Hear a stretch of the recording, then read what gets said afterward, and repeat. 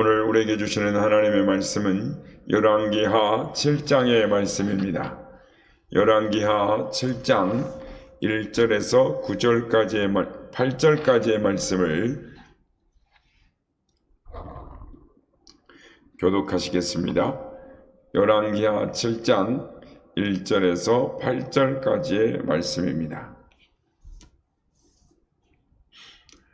엘리사가 이르되 여호와의 말씀을 들을지어다. 여호와께서 이르시되 내일 이맘때에 사마리아 성문에서 고운 밀가루 한 쌀을 한 세겔에 매매하고 보리 두 수알을 한 세겔로 매매하리라 하셨느니라.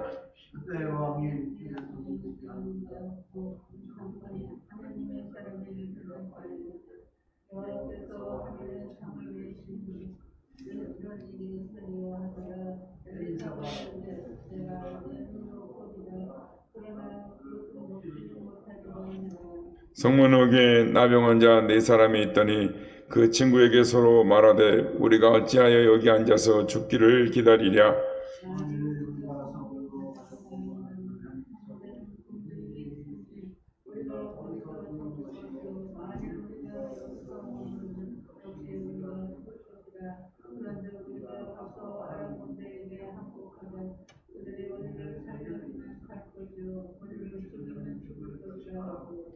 아람 진으로 가리하여 해질 무렵에 일어나 아람 진영 끝에 이르러서 본즉 그곳에 한 사람도 없으니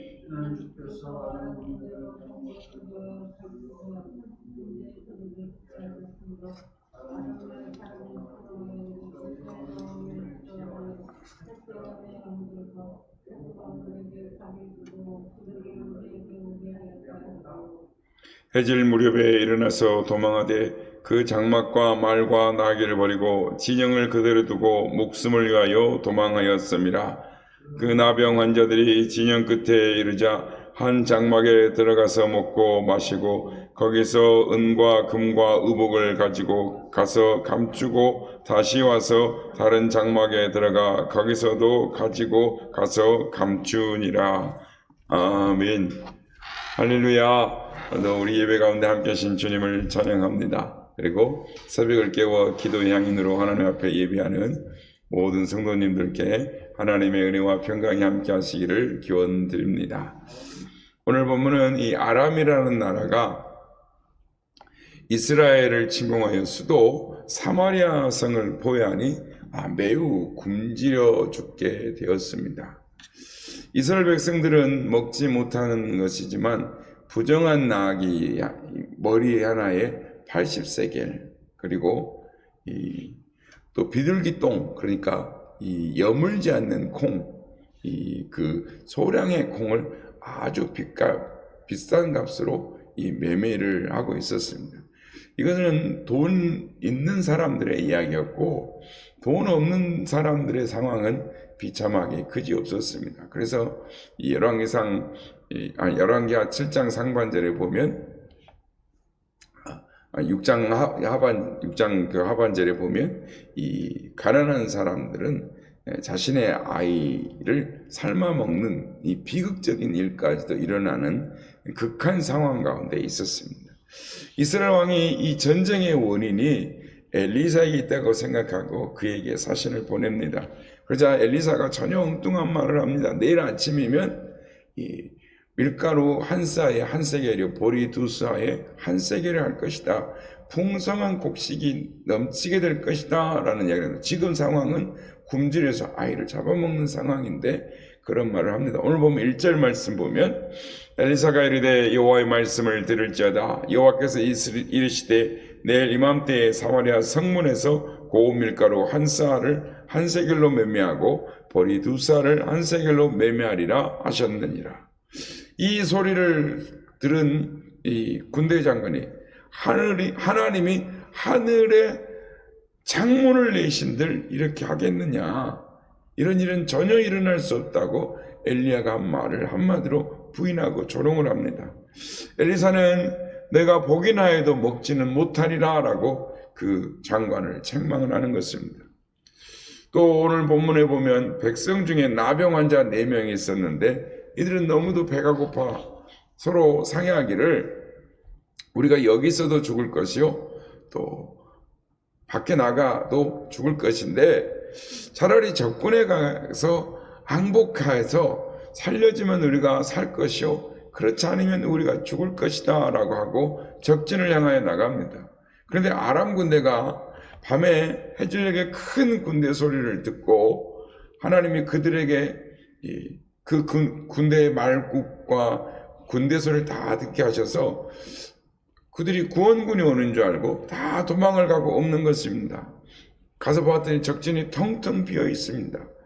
4명의 나병 환자들이 다니면서 실컷 먹고 좋은 금은 보화를 감추고 마음껏 먹고 마시고 또 소유를 자기 걸로 만들고 그리고 이 기쁜 소식을 성 안에 들어가서 소식을 전하게 됩니다.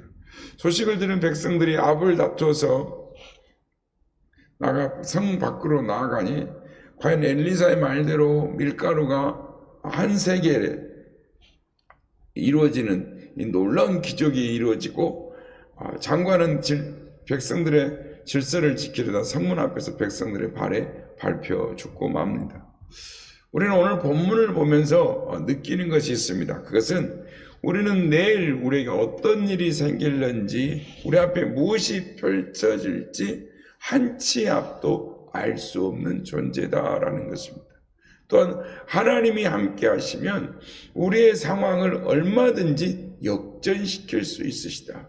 하나님 앞에는 불가능한 것이 없다. 그러므로 상황을 보기보다는 전지전능하신 우리의 아버지 하나님을 바라보는 것이 믿음의 사람이다라는 것입니다.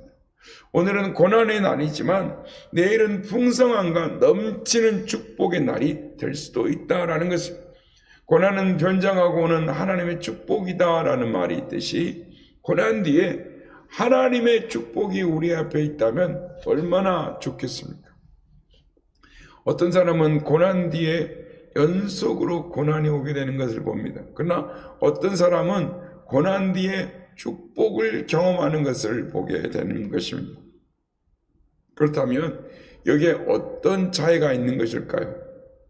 오늘 시간에는 고난 이후에 축복의 삶을 사는 삶에 대해서 살펴보기를 원합니다. 첫째, 하나님을 믿는 자가 하나님의 말씀을 믿는 자가 되어야 한다는 것입니다. 상황을 보는 것이 아니라 하나님께서 지금 어떤 말씀을 하시는가에 주의를 기울이고 그 말씀을 믿어야 하는 것입니다. 오늘 본문에 나오는 장관처럼 믿음 없는 자가 되어서는 안 되는 것입니다. 장관은 그런 권세 가진 자였습니다. 왕이 그의 손에 위탁하는 세상의 모든 것을 가진 사람이었습니다. 그러나 그는 무엇보다도 가장 중요한 하나님의 백성이 가져야 할 믿음이 없는 사람, 믿음을 잃어버린 사람이었다라는 것입니다. 그래서 엘리사 선지자가 하나님의 말씀을 선포할 때 그 하나님의 말씀을 부정하고 조롱하는 자가 되었다는, 그래서 결국은 축복을 누리지 못하고 죽은 자가 되었습니다. 오늘 본문 2절 말씀입니다. 그때 왕이 그의 손에 의지하는 자 곧 한 장관이 하나님의 사람에 대하여 이르되 여호와께서 하늘에 창을 내신들 어찌 이런 일이 있으리요 하더라. 엘리사가 이르되 내가 내 눈으로 보리라 그러나 그것을 먹지는 못하리라 라는 책망을 듣고 마는 것입니다. 결국 하나님의 말씀을 믿지 못했던 그는 엘리사의 말대로 눈으로 보긴 하지만 하나님의 축복을 누리지 못하는 자가 되고 마는 것입니다. 20절 말씀에 보면 그 장관이 그때 그 말이 그대로 이루어졌으니 곧 백성이 성문에서 그를 밟음에 죽었더라 라고 말씀하는 것입니다. 그는 부정적인 시각과 사고를 가진 사람이었습니다. 그래서 현상의 어려움을 볼 수 있었지만 그 뒤에서 역사하시는 하나님의 손길을, 하나님의 능력을 볼 줄 모르는 사람이었습니다. 그래서 그는 먹을 수 없는 나귀 머리가 80세겔 하다가 고운 밀가루가 한 세겔 하는 것을 보는 축복이 있었지만 그는 그것을 누리지 못했던 것입니다. 여러분, 우리는 이 장관을 관심 있게 유의 있게 살펴보아야 하는 것입니다. 그리고 혹시 우리 자신이 이와 같은 자가 아닌가를 우리는 주의 있게 우리 자신을 돌아보아야 하는 것입니다. 만일 그렇다면 우리의 받을 축복을 장관처럼 누리지 못하고 잃어버리는 안타까운 사람이 되고 말 것입니다. 그러기는 하나님의 말씀을 믿어 하나님의 축복을 누리는 우리 모두가 되시길 예수님의 이름으로 축복합니다. 둘째로 우리가 생각해야 할 것은 축복을 누리고 전하는 인생이 되어야 한다라는 것입니다. 오늘 본문에 나오는 4명의 환자들은 이 병으로 인하여 다른 사람들에게 가까이 갈 수 없는 버림받은 사람들이었습니다. 그런데 그들이 적진에 나아갔다가 텅텅 빈 그 적신에서 마음껏 음식을 먹고 보물을 가지는 축복을 제일 먼저 소유하였습니다. 그러다가 자신들만 먹어서는 안 되겠다라고 생각을 합니다. 그래서 9절의 말씀이 보면 나병 환자들이 그 친구에게 서로 말하되 우리가 이렇게 해서는 아니 되겠도다. 오늘은 아름다운 소식이 있는 날이거늘 우리가 침묵하고 있도다. 만일 밝은 날 아침까지 기다리면 벌이 우리에게 미칠지니 이제 떠나 왕궁에 가서 알리자 하고 라고 말합니다. 그들은 기쁜 소식을 다른 사람들에게 전하는 이들이 되었습니다. 근데 여러분, 왜 이런 사람들, 즉 사람들에게 가까이 갈 수도 없고 버림받은 사람들이 제일 먼저 이런 축복을 누리는 자가 되었을까요? 자신들의 모든 것을 내던졌기 때문입니다. 결단했기 때문입니다. 그들은 자신들이 여기서 굶어 죽거나 적진에 가서 죽거나 죽기는 똑같다라고 생각했던 것입니다. 왜 이런 용기가 생겼을까요? 그들에게는 선택의 여지가 없었습니다. 죽지 않으면 무언가를 해야 하는 그런 결단의 시기, 모든 것을 선택해야 하는 그런 이 시간에 있었기에 성 안에 있으면 죽지만 성 밖에는 살 수도 있다라는, 즉 하나님께 자신의 모든 것들을 내어 맡기고 자신의 생명을 하나님께 맡기고 적진으로 나아가는 것입니다. 죽으면 죽으리라는 결단을 했기 때문에 그들은 하나님이 예비하신 은총을 누릴 수가 있었습니다. 에스더가 자신의 왕후 자리에 연연했다면, 자신의 생명을 부지하는 일에 연연했다면 생명을 걸고 하나님 앞에, 왕 앞에 나아갈 수 없었을 것입니다. 그러나 그가 왕후의 자리를 버리고 죽으면 죽으리라는 결단을 하고 나아갔을 때 민족도 구하고 자신의 가족도 구하고 영원히 이름 남는 하나님의 사람이 될 수가 있었던 것입니다. 하나님의 주신 복을 받고 누기를 원하십니까? 말씀대로 살기로 결단하는 우리 모두가 되시길 바랍니다. 하나님의 축복을 전하는 자가 될 수 있습니다. 성도 여러분, 하나님의 축복을 전하는 자가 있을 때 하나님의 축복을 누리는 사람들이 있게 되는 것입니다. 이 4명의 환자들이 배불리 먹자 자신들의 행위가 옳지 못함을 깨닫고 이 기쁜 소식을 성 안에 가서 전합니다. 성문 입구에서 정말 고운 가루, 밀가루가 한 스아에 한 세겔하는 그런 놀라운 축복이 이 4명의 사람이 나병 환자가 전함으로 말미암아 그 축복이 이루어지는 것을 보게 되는 것입니다.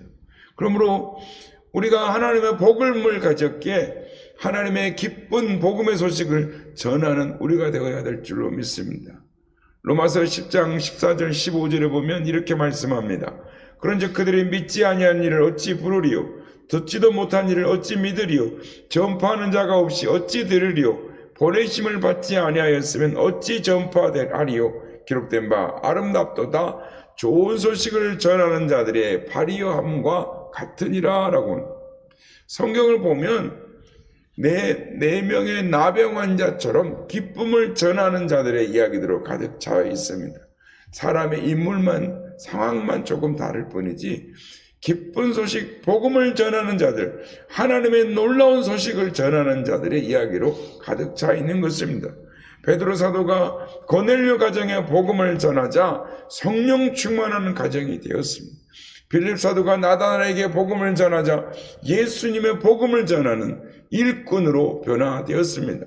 빌립다가 사마리아 성에 기쁜 소식을 전하자 온 기쁨 성 안에 기쁨이 가득하고 하나님의 권능의 역사가 일어나게 되었습니다.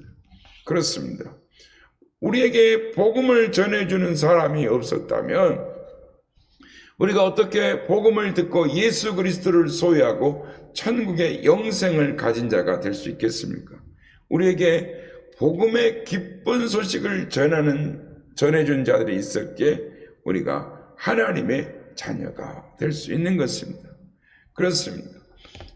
기쁜 소식을 전해주는 사람, 죽으면 죽으리다라고 하나님을 믿고 하나님의 말씀대로 살기로 작정하는 자들이 될 때 하나님의 축복을 누릴 수 있을 뿐만 아니라 자신의 받은 축복을 다른 사람들 전함으로 말미암아 그들도 하나님의 기쁜 복음의 소식을 누리는 자들이 될 수 있는 것입니다. 바라기는 오늘 우리가 하나님이 주신 복음을 전하는 자가 되리라 하나님의 말씀대로 살리라고 결단함으로 말미암아 하나님이 예비하신 축복을 누리며 축복을 전하며 살아가는 우리 모두가 다 되시기를 예수님의 이름으로 축복합니다.